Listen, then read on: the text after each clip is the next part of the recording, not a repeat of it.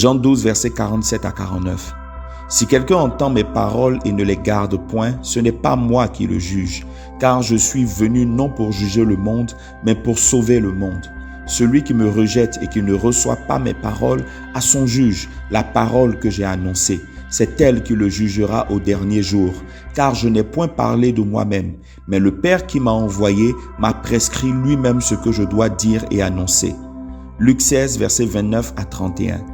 Abraham répondit, « Ils ont Moïse et les prophètes, qu'ils les écoutent. » « Non, Père Abraham, mais si quelqu'un des morts va vers eux, ils se repentiront. » Et Abraham lui dit, « S'ils n'écoutent pas Moïse et les prophètes, ils ne se laisseront pas persuader quand même quelqu'un des morts ressusciterait. » Jean 5, verset 39. « Vous sondez les Écritures parce que vous pensez avoir en elles la vie éternelle.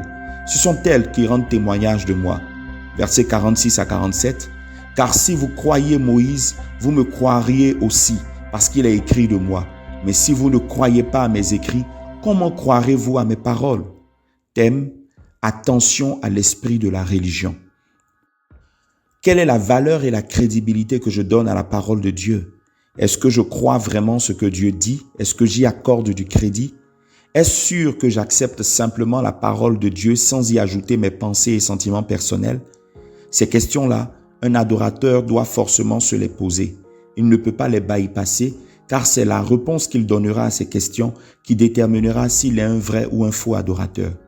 Je l'ai déjà dit, si nous voulons respecter strictement les exigences de Jésus quant aux critères de l'adoration, en commençant par le premier qui est de le faire en esprit, nous devons impérativement accepter l'autorité de la parole de Dieu, avec humilité, en reconnaissant que la sagesse de Dieu exprimée dans sa parole est beaucoup plus haute que celle des hommes. Voyez-vous, cette parole est intemporelle et toujours d'actualité. Cette parole ne change pas et c'est elle la base sur laquelle nous serons jugés au dernier jour. C'est ce que notre premier texte de base de Jean 12, versets 47 à 49 nous enseigne. En effet, si nous la rejetons d'une manière avérée ou subtile, nous en pâtirons.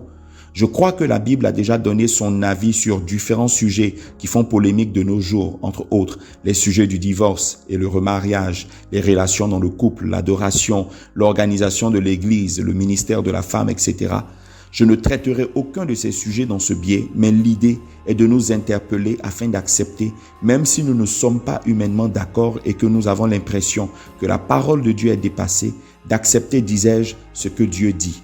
Eh bien, pourquoi? Matthieu 24, verset 35 nous donne la réponse.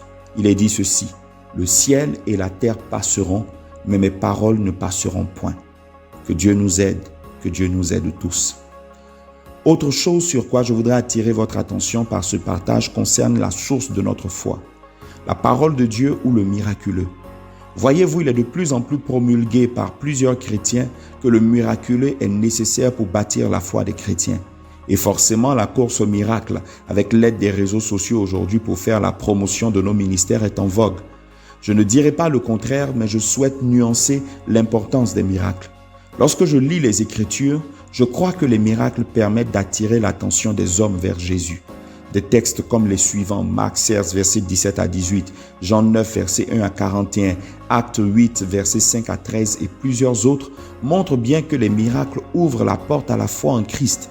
Mais la finalité de tout ça, c'est de croire en sa parole.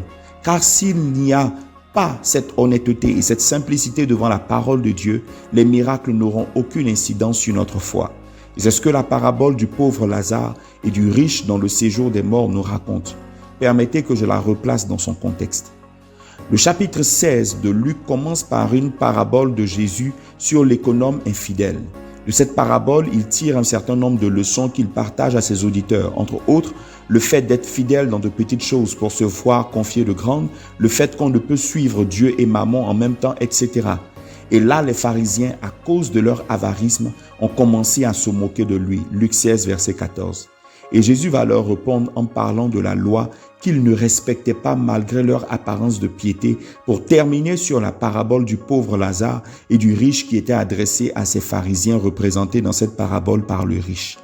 Le but était de leur montrer que, contrairement à ce qu'ils laissaient penser, ils ne croyaient pas aux Écritures. En effet, comme Abraham l'a dit au riche qui lui demandait d'envoyer Lazare pour prévenir ses frères, si ces derniers ne croient pas à la parole de Dieu symbolisée à cette époque par Moïse et les prophètes, Ils ne croiraient pas si le miracle de la résurrection de Lazare se produisait. Et dans la vraie vie, c'est exactement ce qui s'est passé. Quand Lazare, le frère de Marie de Béthanie et l'ami de Jésus, a été ressuscité, au lieu que les chefs religieux tombent sur leur face pour reconnaître que Jésus est vraiment le Fils de Dieu et l'adorer, savez-vous ce qu'ils ont fait? Lisons ensemble dans Jean 12, versets 9 à 11.